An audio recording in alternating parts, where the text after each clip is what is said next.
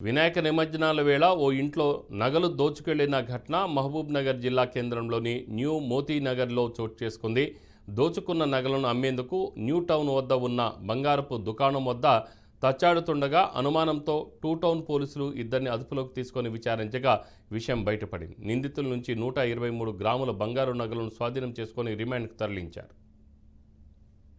మహబూబ్ నగర్లోని ఓల్డ్ మోతీనగర్ ఏరియాకు వెళ్ళి అక్కడ ఒక తాళం వేసి ఉన్న ఇంటి తాళం విరగొట్టి ఇంటిలోకి వెళ్ళి బీరువా తాళాలు విరగొట్టి బంగారు ఆభరణాలు ఇతర విలువైన వస్తువులు దొంగతనం చేసి తీసుకెళ్ళినారు. ఆ వస్తువులను అటు బంగారు నగలను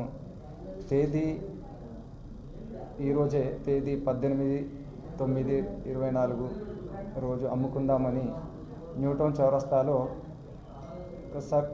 సస్పీషియస్ సర్కమ్స్టాన్సెస్లో అనుమానాస్పదంగా తిరుగుతుంటే మా పోలీస్ వారు పట్టుకొని విచారించి వారి వద్ద నుంచి 123.9